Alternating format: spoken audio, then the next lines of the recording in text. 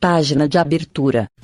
Do livro Vinha de Luz, psicografado por Francisco Cândido Xavier, pelo Espírito Emmanuel. Número da mensagem 170. Título: Amanhã. Digo-vos que não sabeis o que acontecerá amanhã. Tiago 4,14. Diz o preguiçoso: amanhã farei. Exclama o fraco: amanhã terei forças. Assevera o delinquente: amanhã regenero-me. É imperioso reconhecer, porém, que a criatura, adiando o esforço pessoal, não alcançou ainda, em verdade, a noção real do tempo. Quem não aproveita a bênção do dia vive distante da glória do século. Alma sem coragem de avançar, sem passos, não caminhará 20.000. O lavrador que perde a hora de semear não consegue prever as consequências da procrastinação do serviço a que se devota, porque entre uma hora e outra podem surgir impedimentos e lutas de indefinível duração. Muita gente aguarda a morte para entrar numa boa vida. Contudo, a lei é clara quanto à destinação de cada um de nós. Alcançaremos sempre os resultados a que nos propomos.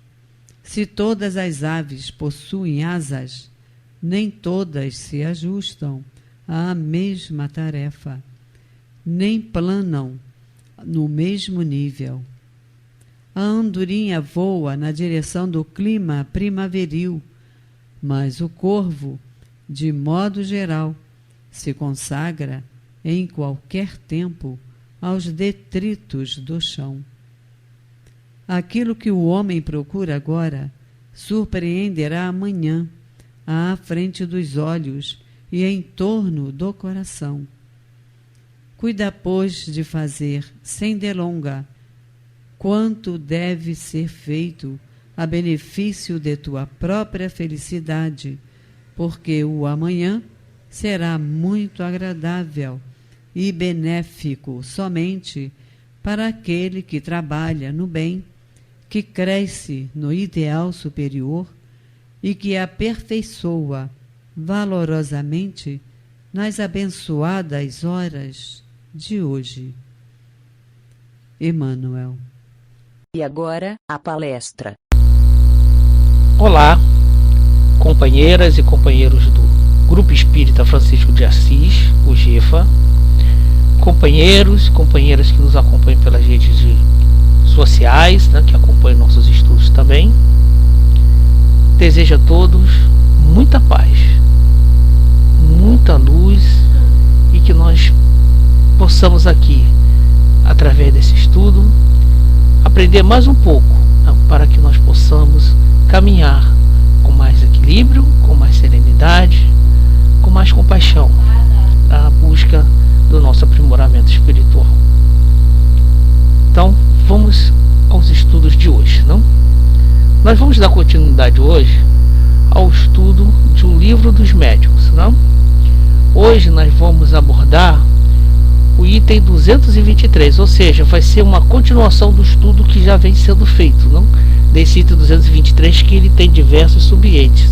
Se eu não me engano, são em torno de...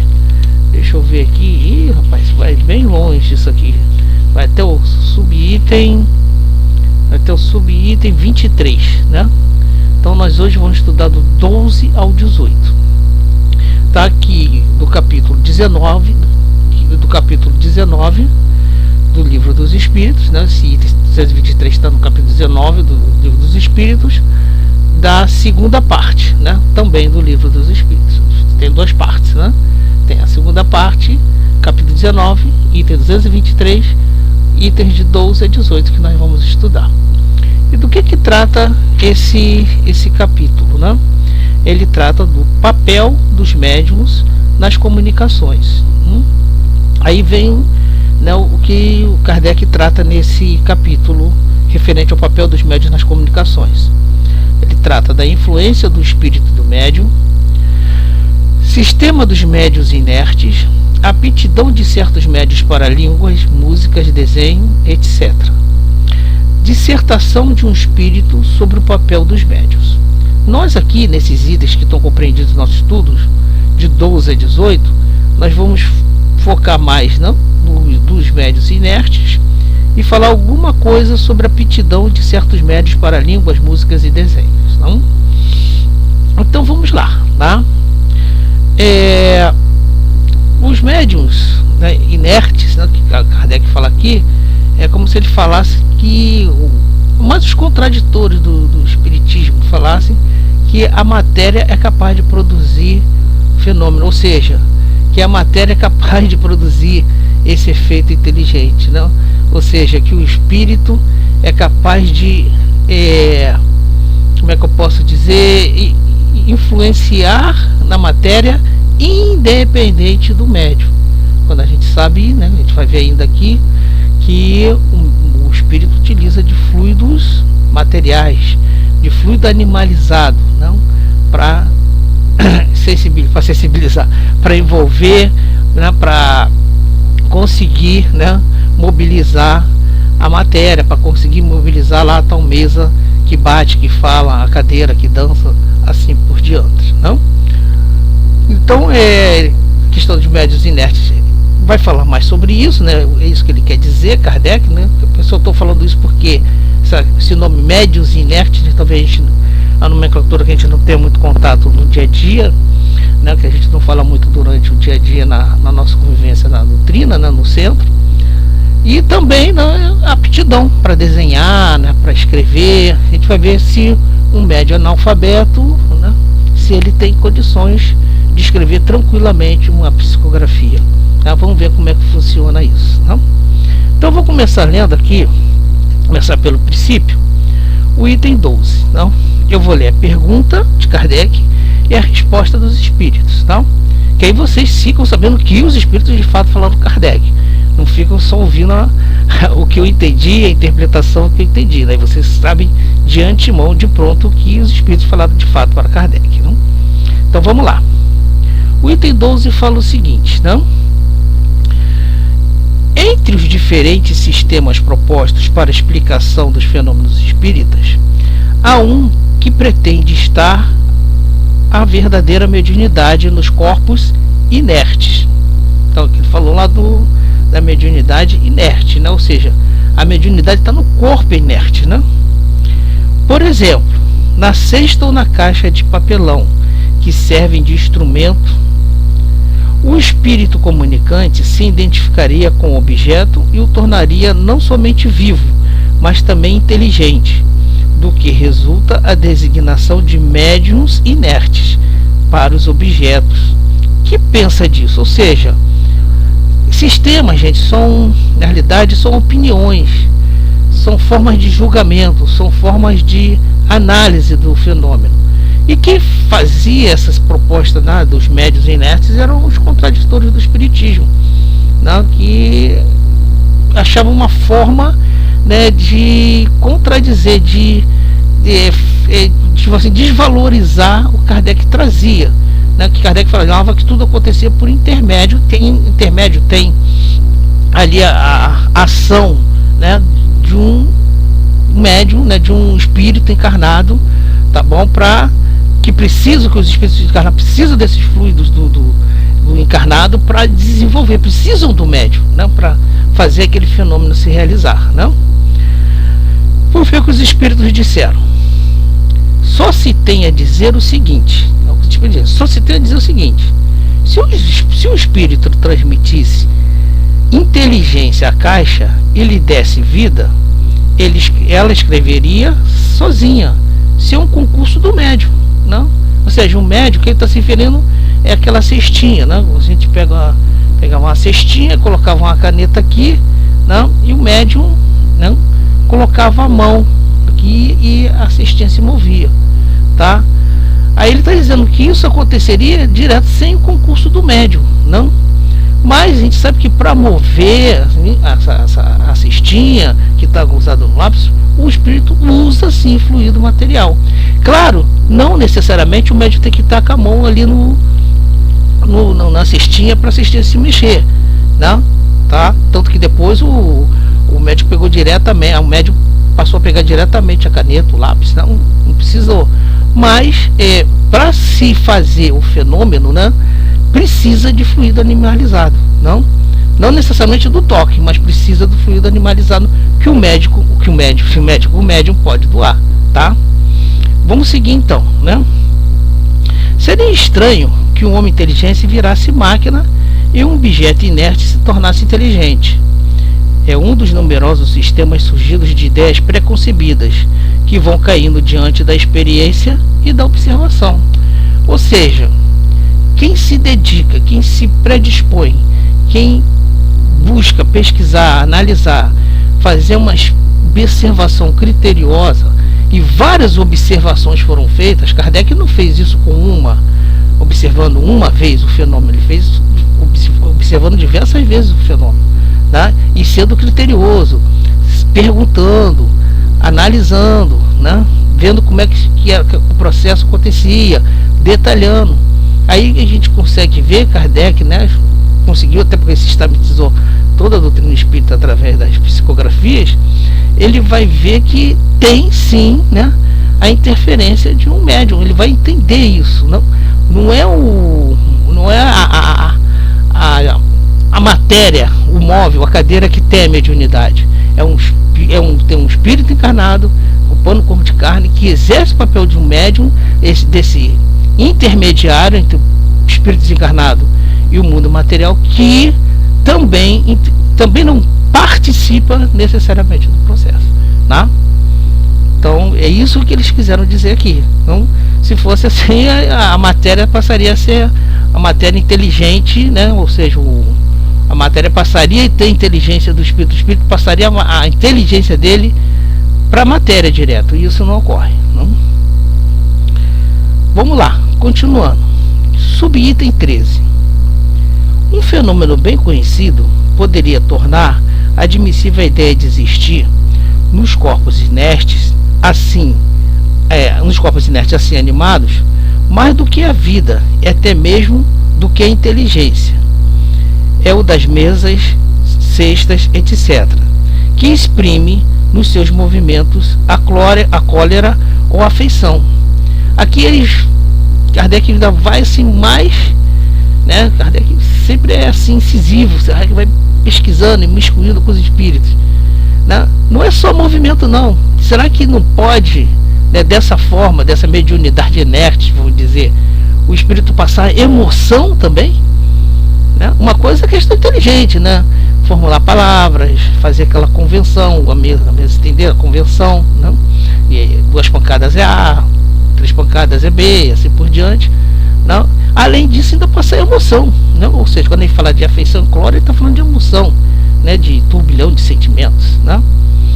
Que responde os espíritos: quando um homem colérico sacode uma bengala, não é esta que se acha encolorizada, nem mesmo a mão que a segura, mas o pensamento que dirige a mão. Veja bem o que os espíritos falam, né? Não é a mão da pessoa que segura a bengala, nem tampouco a bengala, né? São os pensamentos dessa pessoa, são os pensamentos que vão levar os sentimentos, que podem levar ao estado, né, ao comportamento de cólera, comportamento, né, de raiva, ao comportamento de afeição, tá? Vamos pensar assim, que a gente sabe que a pessoa está num estado, né, o sentimento dela com relação a uma situação, uma pessoa, pelo comportamento dela, não é verdade? Você vê a mudança no comportamento dela, a mudança no estado dela, né? Então ele diz que isso não é nem a mão, nem a matéria que tem. Isso está onde? No pensamento, e o pensamento é atributo do espírito, ok? Continuando. As mesas e as cestas não são mais inteligentes do que a bengala, ou seja, as mesas assistem não têm inteligência nenhuma, são objetos. Não se tem nenhum sentimento inteligente, mas obedece a uma inteligência. Então elas obedecem à inteligência de um espírito. A sede do pensamento, a sede dos sentimentos está no espírito. Numa palavra, não é o espírito que transforma, não é o espírito que se transforma em cesta, nem mesmo escolhe a cesta para nela se abrigar. Então o espírito ele não se transforma em cesta, como pensa aí da mediunidade inerte, nem tão pouco ele incorpora, ele entra dentro da cesta e faz aqueles movimentos, faz tudo isso. Não, é bem diferente. Tem um espírito que usa como intermediário um espírito encarnado, que é um médium, né, que através dos fluidos desse espírito encarnado, né, desse corpo, desse fluido animalizado, que ele vai fazer, né, os movimentos, vai envolver, né, os objetos e proporcionar, né, o que a gente vê enquanto fenômeno mediúnico, né, tá? Ou seja, a movimentação dos objetos, assim por diante. Ok? Tá? No caso aqui estão falando das mesas girantes, as mesas girantes, dançantes, essa coisa toda. Entendido? Então não tem essa aqui, o espírito incorpora na matéria, né? Aí a matéria é chamada de médium inerte. Não existe isso, não? Tá? É isso que o Kardec e os espíritos responderam ao Kardec. Subitem 14. Se não é racional atribuir inteligência a esses objetos, pode-se considerá-los como uma variedade de médiuns designados por médiuns inertes. Aí, viu? Ou seja, a matéria funcionar como receptáculo, como comunicante, digamos, participando do fenômeno, ou seja, o espírito desencarnado utilizando a matéria como próprio médium, né? Ou seja, não é por aí, né? Vamos ver, eu já estou antecipando, né? Mas pela lógica não vai ser por aí. Vamos ver aqui o que dizem os espíritos. É uma questão de palavras e pouco nos importa, desde que vos entendais. Sois livres de chamar homem a um fantoche. Então os espíritos já esclareceram que não é assim, né? Mas se há adversários, se há contraditores que querem chamar o fantoche de homem, pode chamar. Se quiser chamar a matéria, né, de médium, que chame, né?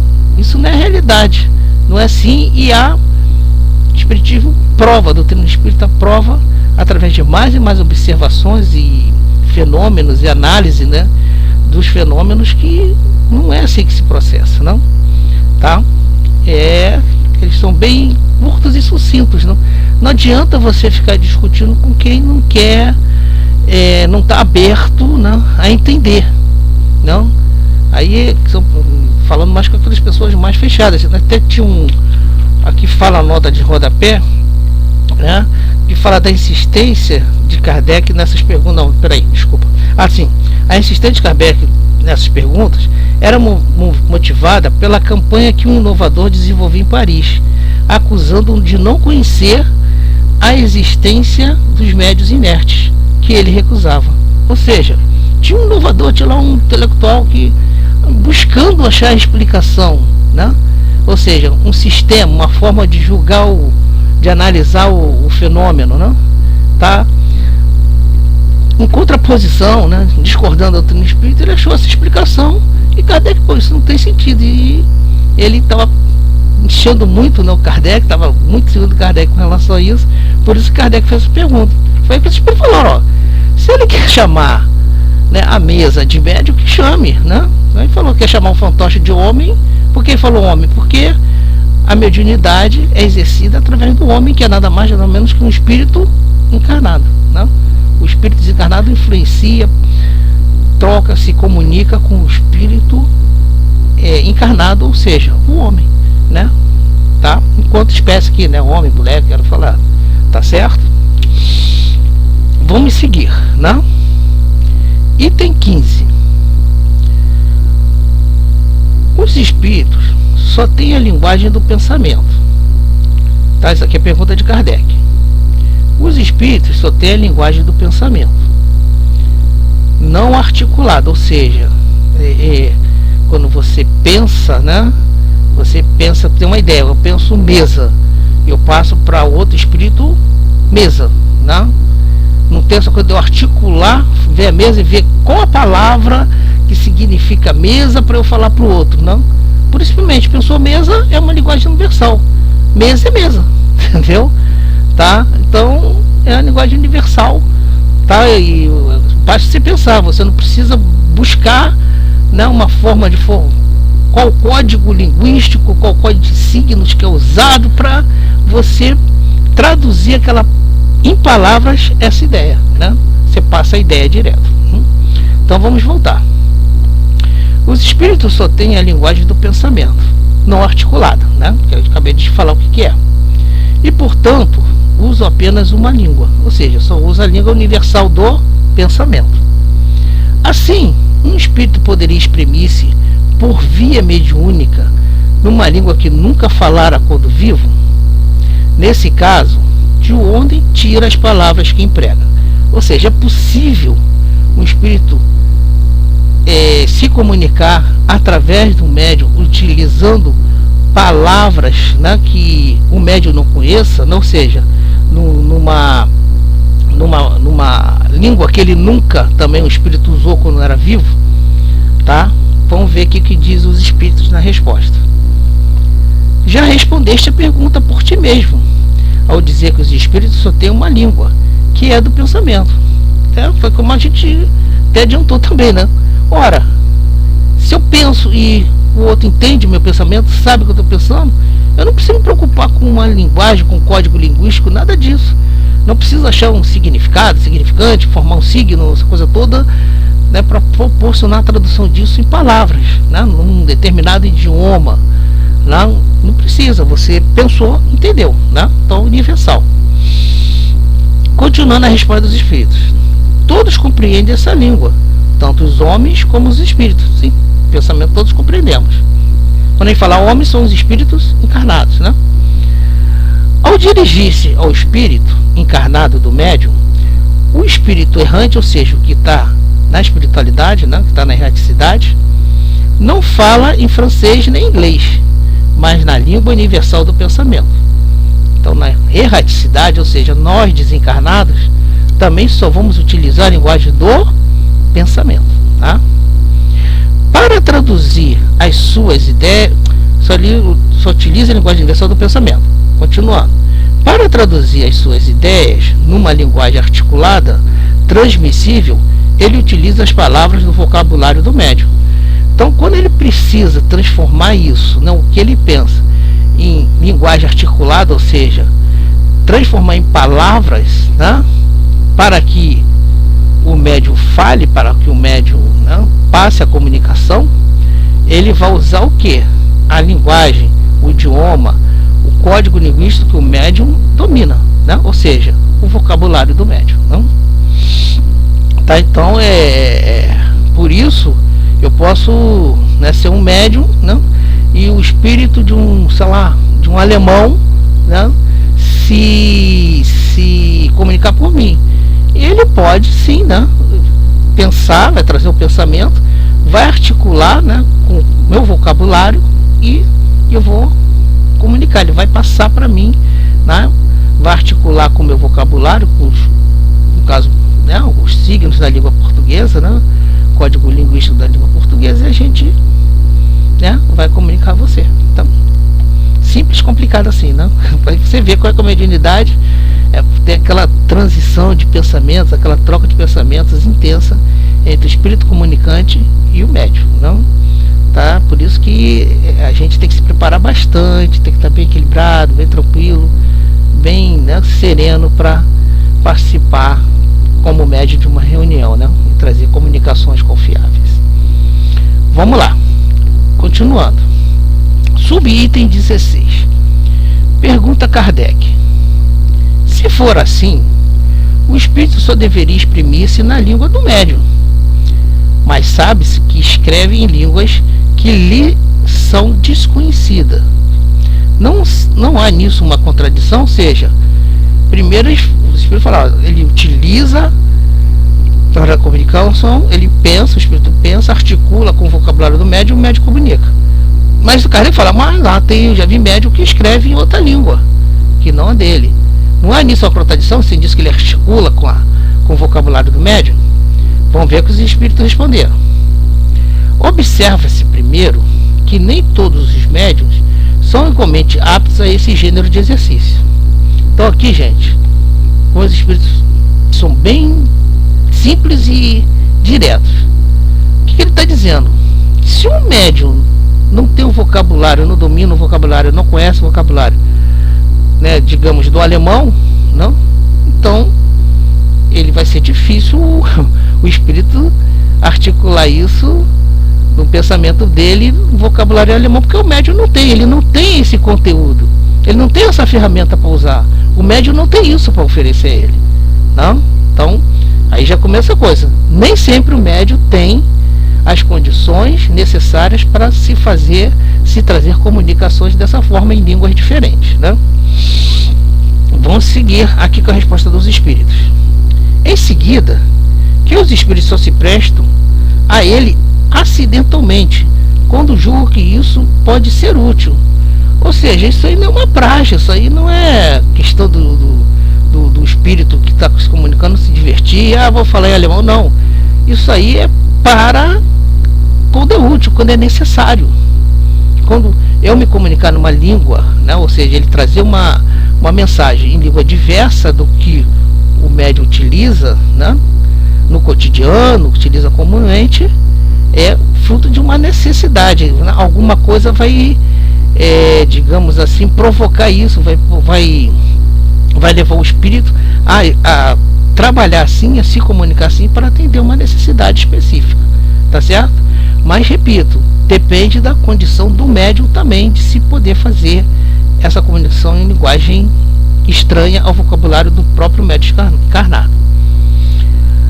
Continuando, para as comunicações usuais de certa extensão, preferem servir-se de uma língua familiar ao médium, que lhes apresenta menos dificuldades materiais de superar. É evidente, né, gente? Se eu vou num lugar que se fala português, eu vou, né, o espírito vai traduzir, vai articular a mensagem dele, né, de acordo com o conteúdo do médium. Se é português, né, ele vai fazer em português. Se é inglês, ele vai fazer em inglês. Porque a finalidade do espírito é comunicar, é trazer mensagem, é trazer orientação, é servir, não é complicar a vida de ninguém, não? Tá? Só em casos especialíssimos, devido à necessidade, enfim, alguma coisa premente, que ele vai utilizar dessa forma de escrever, né, numa língua diferente da do médium, né? Ou até mesmo falar, né, também. Vamos ao item 17. A aptidão de certos médios para escreverem numa língua estranha não provém do fato de a terem usado noutra existência, conservando-a na atual em forma intuitiva? Aí fica aquela questão que a gente tratou um pouquinho antes lá nos itens 7, né? Do médio às vezes ter acesso a conhecimentos de encarnações passadas, bagagem intelectual dele, mas aí, né, é o espírito do próprio médium, né? E nesse caso a gente não está falando de comunicação mediúnica, a gente está falando de animismo. Aqui não, a gente está falando de comunicação mediúnica, onde um espírito desencarnado traz uma comunicação através de um espírito encarnado, né? Tem essa ligação, tá? Então a gente está falando aqui de mediunidade. Por isso que eu estou esclarecendo isso, porque quem viu os estudos anteriores pode pensar, pô, mas lá falaram assim. Não, mas lá a gente está falando de animismo, tá bom? Vamos ver aqui. Vamos lá, vou repetir. Repetir a pergunta. A aptidão de certos médios para escreverem numa língua estranha não provém do fato de a ter usado noutra existência, conservando-a na atual em forma intuitiva? Respondem os espíritos a Kardec. Certamente isso pode acontecer, mas não é uma regra. Sim, pode acontecer, não é verdade? Como ele falou lá anterior na questão de falar numa outra língua, né? Também pode falar de escrever, não pode ser, mas são questões especialíssimas, né? O espírito pode, com algum esforço, superar momentaneamente a resistência material, né? Isso exige esforço, né? Vai exigir um trabalho intenso do espírito desencarnado para poder escrever em outra língua que o médium, o espírito do médium não domina, não está no arcabouço, não está no vocabulário do médium encarnado, né? Do espírito encarnado, ou seja, um médium, não? É o que se verifica quando o médium escreve na sua própria língua palavras que não conhece. Ou seja, é que se justifica que às vezes o médium escreve certas coisas que ele não entende, né? Que ele não conhece, que ele não domina. Mas isso aí são questões assim, digamos, que não são cotidianas, que não são usuais, né? Tá? Ok? Aí aqui tem uma nota que o tradutor fala o seguinte: ele fala, no caso Chico Xavier é a mais eloquente demonstração atual desse princípio. O médium tem recebido livros inteiros em linguagem técnica sobre medicina, sociologia, história e outros assuntos, sem nenhum conhecimento pessoal dessas matérias, tá? Veja como exemplos Emmanuel e a evolução em 2 mundos. Então, o Emmanuel, imagina só o esforço que ele faz, né, para o Chico, não domina, né? Assim, dominava, ele está desencarnado, né, mas não domina assuntos de medicina aqui encarnado, não dominava. E aí como é que seria? Né? O Emmanuel fez muito esforço, tá? E o médium, né, também, não, experiente com o Chico Xavier, também deve facilitou um pouco, né? Pode ter ajudado um pouco o Emmanuel a conseguir fazer esses escritos de medicina, história, né, como eles citam aqui, sem que o Chico dominasse propriamente esses assuntos. Então não é nada assim tão comum, né? Qualquer hora, qualquer momento, qualquer um que vai fazer isso, né? Aí tem que se ver, se estudar direitinho, os espíritos têm que ver um médium que tenha e propicie a passividade necessária, a condição necessária, né, de se promover a comunicação dessa forma. E vamos ao último item, né? Item 18. Diz o item, pergunta do Kardec: uma pessoa que não sabe escrever poderia fazê-lo como médium? Ou seja, pessoa analfabeta, não sabe escrever, ela poderia fazer como médium? Ou seja, poderia escrever normalmente? Que responde os espíritos? Sim, pode, mas compreende-se que haverá grande dificuldade mecânica a vencer, pois a mão não está habituada aos movimentos necessários para formar as letras. Acontece o mesmo com os médiuns desenhistas que não sabem desenhar. Ou seja, se não tem aquela aptidão, se não tem aquela facilidade, mesma coisa do vocabulário, se não tem na memória do médium, né, na mente do médium, o vocabulário correto que o espírito pode usar, né? Se o espírito queria falar alemão, mas não tem o alemão, às vezes ele não vai conseguir trazer mensagem, vai ser complicado. A mesma coisa que a questão do analfabeto, é possível, mas é um esforço muito forte, né? Vai ter que se vencer muita resistência do médium. Imagina só uma pessoa que não está habituada a pegar uma caneta, um lápis, escrever e tal. Fazer isso vai ser realmente, né, um esforço muito grande para o espírito desencarnado e também, né, desconforto e esforço para o espírito encarnado, o médium, não? Por isso, né, essas condições, esses eventos, esses fenômenos são mais difíceis da gente ver, né? Hoje em dia é mais difícil de ocorrer, né? Só em caso de ter necessidade, né? Aí vão partir para a luta, né? O espírito encarnado, o espírito desencarnado, vamos lá, a gente vai ter que escrever, vamos utilizar ele, né? Mas não é alguma coisa usual. Mesma coisa é desenho, né? Quem não tem aptidão com desenho e tal, como é que de repente vai virar desenhista, né? Então existe muito esforço do médium, pro espírito desencarnado, em trabalhar, em comunicar, em passar esses movimentos, traduzir esses movimentos para o médium, né? Tá? É um trabalho, né, hercúleo para o espírito desencarnado, ok? Bom, meus irmãos, nós vamos ficar por aqui. Nossos itens terminam aqui no nosso estudo hoje, no item 18. Vai continuar nas próximas semanas. E desejo a todos, mais uma vez, muita serenidade, equilíbrio. E que tudo isso, todo esse momento complicado vai passar, tá? E nós vamos continuar as nossas missões, né? Com tranquilidade, com harmonia. Obrigado.